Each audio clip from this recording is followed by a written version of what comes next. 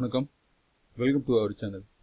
இன்றைக்கி மார்க்கெட் நல்ல ஒரு இறங்குமுகமாக இறங்கியிருக்கு. நிஃப்டி பார்த்தீங்க அப்படின்னா ஒரு 388 பாயிண்ட் இறங்கியிருக்கு. இதுக்கு காரணம் ஹெச்எம்பி வைரஸ் அப்படின்னு சொல்லி ஒரு காரணம் இருக்குது. நான் அதோட இன்னொரு காரணமும் இருக்குது மார்க்கெட் இறங்கினதுக்கு. ஸோ இது டாலர் ஸ்ட்ரெங்தன் ஆகிருக்கு. இன்றைக்கி 85.80 நேற்று லாஸ்ட்டாக க்ளோஸ் ஆன ப்ரைஸ் ட்ரேட் ஆகிருக்கு. இதுவும் ஒரு காரணம், முக்கியமான காரணம் எனக்கு ஹெச்எம்பி வைரஸை விட இது ஒரு முக்கியமான ஒரு காரணம் மார்க்கெட் இறங்கினதுக்கு. அதனால் மார்க்கெட் இறங்குமா அப்படின்னா ஒரு 23,400 கீழே இறங்கினா தான் மார்க்கெட் நமக்கு ட்ரெண்ட் எப்படி இருக்குன்னு கன்ஃபர்மேஷன் பண்ண முடியும். இப்போதைக்கு மார்க்கெட் ட்ரெண்ட் பாசிட்டிவ் மோடில் தான் இருக்குது. ரொம்ப இறங்கிச்சா அப்படின்னு கேட்டால் இறங்கின மாதிரி தெரியல. நீங்கள் பார்த்தீங்கன்னா தெரியும், ஒரு கடைசி 1ஆம் தேதி 2ஆம் தேதி க்ளோசிங் 98 பாயிண்ட்டும் ஒரு 445 பாயிண்ட் க்ளோஸ் ஆயிருக்கு. அது க்ளோஸ் பார்த்தீங்கன்னா ஒரு 543 பாயிண்ட் நமக்கு 2 நாள் ஏறினதாக இருக்குது. இப்போ கடைசி 2 நாள் 388 பாயிண்ட்டும் ஒரு லாஸ்ட் ஃப்ரைடே அன்னைக்கு க்ளோஸ் ஆன பாயிண்ட் ஒரு 183 பாயிண்ட் க்ளோஸ் பண்ண பாயிண்ட் பார்த்தீங்கன்னா 560 பாயிண்ட் க்ளோஸில் இருக்குது. கிட்டத்தட்ட ஒரு 15 பாயிண்ட் டிஃப்ரெண்ட்டு. ஸோ நமக்கு இன்னைக்கு மார்க்கெட் கடைசி லோ பார்த்தீங்கன்னா 23,551 வரைக்கும் ட்ரெச் ஆயிருக்கு. ஆனால் 23,400 வரைக்கும் நமக்கு பயம் இல்லாமல் இருக்கலாம். 23,400க்கு இறங்கி அதுக்கு 2-3 நாள் பிறகு ட்ரேட் ஆகிறது இதை பொறுத்து தான் மார்க்கெட்டோட கண்டிஷன்ஸ் எப்படி இருக்குன்னு நம்மளால சொல்ல முடியும். ஸோ இப்போ மார்க்கெட் ட்ரெண்ட் அதே மாதிரி தான் இருக்குது. இன்னைக்கு இறங்கினதுக்கு ஹெச்எம்பி வைரஸ் ஒரு காரணம், அது இல்லாமல் டாலர் ஸ்ட்ரெங்தன் ஆனதும் ஒரு காரணமாக எடுத்துக்கலாம் மார்க்கெட்டை பொறுத்த வரைக்கும். அதே மாதிரி இன்னொரு டேட்டா ஒன்று வந்திருக்கு மார்க்கெட்டை பொறுத்த வரைக்கும். என்ன டேட்டா அப்படின்னா, இந்தியாவோட கடன் செப்டம்பர் மாதம் லாஸ்ட் செப்டம்பர் 2024 நம்ம எடுத்துக்கிட்டோம் அப்படின்னா 60 லட்சம் கோடியாக கடன் உயர்ந்திருக்கு. அதாவது ஜூன் மாதத்தில் 57 லட்சம் கோடியாக இருந்த கடன் கடைசி ஒரு 3 மாதத்தில் மட்டும் 2 லட்சம் கோடி உயர்ந்திருக்கு. அதனால் அதுவும் ஒரு காரணமாக எடுத்துக்கலாம். அதுவும் ஒரு டேட்டா ஒன்று வந்திருக்கு.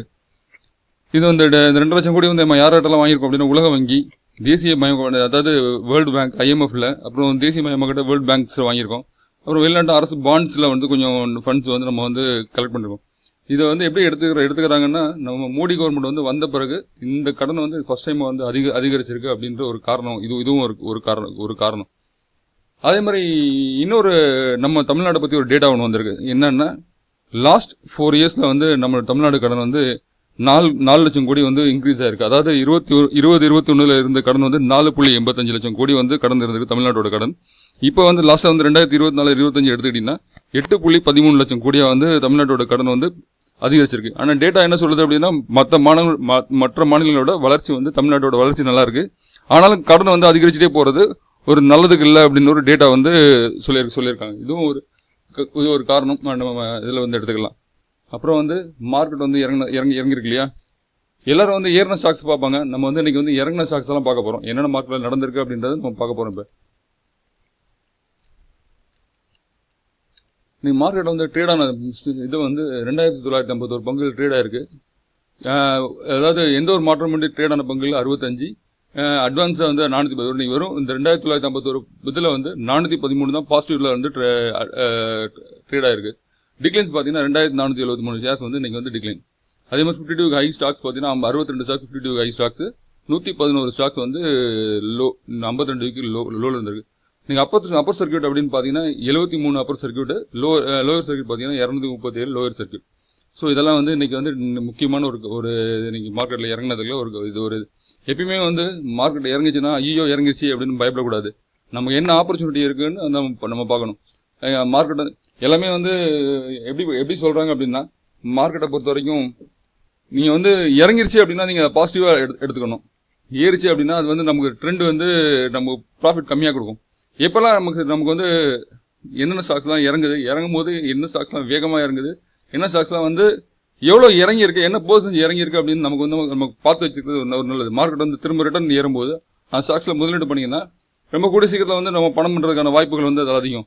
நீங்கள் பார்த்துக்கிட்டீங்க அப்படின்னா ஜெய்கார்ப் 9% இறங்கியிருக்கு. ஐடிசி பாருங்க 8% கிட்ட ஐடிசி இறங்கியிருக்கு. அது நிஃப்டிலையும் ஐடிசி 8% கிட்ட. அதாவது நிஃப்டியோட ஸ்டாக்ஸ் பார்த்தீங்கன்னா, நிஃப்டியில் முக்கியமான ட்ரேடான ஸ்டாக்ஸ் ஐடிசியோட 8% இறங்கியிருக்கு, டாடா ஸ்டீல் ஒரு 4% இருக்கு, ட்ரெண்ட் ஒரு 4% இறங்கியிருக்கு, பாரத் பெட்ரோலியம் ஒரு 4% கிட்ட இறங்கியிருக்கு, கோல் இந்தியா ஒரு 4% இறங்கியிருக்கு, என்டிபிசி ஒரு 3.63 இறங்கியிருக்கு. பெரும்பாலுமே நிஃப்டி 50 பெரிய நிஃப்டி 50 நெக்ஸ்ட் இன்னைக்கு நல்ல ஒரு இறங்குமுகமா இருந்தது.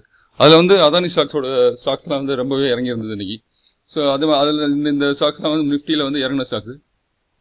அதே மாதிரி நம்ம வந்து முக்கியமான ஸ்டாக்ஸ்லாம் இறங்கின ஸ்டாக்ஸ் பார்ப்போம். ஈக்யூனெக்ஸ் இந்தியா டெவலப்பர்ஸ் வந்து 8% இறங்கியிருக்காங்க. எஸ்சிபிசி 7% இறங்கிருக்கு. ரிலையன்ஸ் இண்டஸ்ட்ரீஸ் இன்ஃப்ராஸ்ட்ரக்சர் ஒரு ஸ்டாக் இருக்கு. அது வந்து ரிலையன்ஸ் இண்டஸ்ட்ரி கிடையாது, இது வந்து இன்ஃப்ராஸ்ட்ரக்சர் ஸ்டாக். இதில் 7% இறங்கியிருக்கு. பாம்பே டையிங் 7% இறங்கியிருக்கு. அசோகா பில்ட்கான் 7% இருக்கு. அசோகா பில்ட்கான் பார்த்தீங்கன்னா கிட்டத்தட்ட கடந்த 2-3 வாரமாக நல்ல ஏர்மூவாக இருந்தது. அதே மாதிரி திலக் நகர் இண்டஸ்ட்ரீஸ், ஸோ இதுவும் வந்து இப்போ ஃபிஃப்டி ஹை கிட்ட போயிட்டு திரும்ப வந்து ஒரு இறங்கியிருக்கு. நம்ம 7% கிட்ட இறங்கியிருக்கு. வக்ராஞ்சி ஒரு 7% இறங்கியிருக்கு. ஹெக் ஒரு 7% இறங்கியிருக்கு. ஸ்வான் எனர்ஜி 7% இறங்கியிருக்கு. யூனியன் பேங்க் ஆஃப் இந்தியா 7% இறங்கியிருக்கு. எலக்ட்ரோசில் ஒரு 7% இறங்கியிருக்கு. ஐநாக்ஸ் கிரீன் ஒரு 7% இறங்கியிருக்கு. ஸோ இதெல்லாம் வந்து இறங்கின ஸ்டாக்ஸ். அப்படி பாருங்க என்னென்ன ஸ்டாக்ஸ் இறங்கியிருக்கு அப்படின்றது. Inox green, Hindustan construction, JM financial, Lloyds engineering, Morepen lab, HFCL, AGI green pack. AGI green பேக்லாம் கிட்டத்தட்ட நல்ல ரேஞ்சில் இருந்த ஸ்டாக். இப்போ ஏறி வந்த ஸ்டாக் இப்போ 998 ரூபாய்க்கு இருக்கு. ராஸ்டேக் chemical, intellect design, century plywoods, Dhani services, Inox wind, garden shippers, Tata டெலசஸ் services, MMTC, techno electro engineering, DCM Shriram, MOL, Sandur manganese, RailTel பார்த்துருவாங்க. கொஞ்சம் நல்லா ஏற்றம் கொடுத்த ஸ்டாக் திரும்ப ஒரு 6% இறங்கியிருக்கு. PCBL, super lab, Valor estate, national fertilisers, force motors, Adani energy solutions, Prakash industries, NLC India, Kaveri seed company, Genus power infrastructure. இது ஏற்கனவே ஜீனஸ் பவர் இன்ஃப்ராஸ்ட்ரக்சர் ஸ்டாக் வந்து ஒரு 550 ரூபா கிட்ட ட்ரேட் ஆச்சு. அதில் வந்து இடி ரைடு வந்த பிறகு கிட்டத்தட்ட ஒரு 20% இறங்கி இருந்தது. இப்போ கடந்த வாரத்தில் ஒரு 5% கிட்ட ஏறி வந்து திரும்ப இன்னைக்கு இது வந்து இறங்கியிருக்கு. இந்த ஜீனஸ் பவர் இன்ஃப்ராஸ்ட்ரக்சர் இது வந்து நம்ம எலக்ட்ரிக் மீட்டர்ஸ் ரெடி பண்ணி கொடுக்குற ஒரு கம்பெனி. நிறைய வாண்டட் இருக்கு இந்த கம்பெனி ஒரு நல்ல கம்பெனி. கண் வச்சுக்கோங்க, எப்பயும் பார்த்துக்கோங்க. Bajaj Hindustan sugar, Rain industries, Hindustan petrol, idea force technology, so இதெல்லாம் டிசிடபிள்யூ, லக்ஷ்மி ஆர்கானிக், கொய்ஸ், IFCI, capacity infrastructure, Avanti feeds, Jamna auto, இதெல்லாம் வந்து இன்னைக்கு இறங்கின ஸ்டாக். ஜூபிட்டர் பேங்க் முக்கியமான ஸ்டாக்ஸை பார்த்து ஜூபிட்டர் பேங்க் இறங்கியிருக்கு. சமி ஹோட்டல்ஸ் இறங்கியிருக்கு. கார்ட்ரேட் இறங்கியிருக்கு. பேங்க் ஆஃப் பரோடா இறங்கியிருக்கு.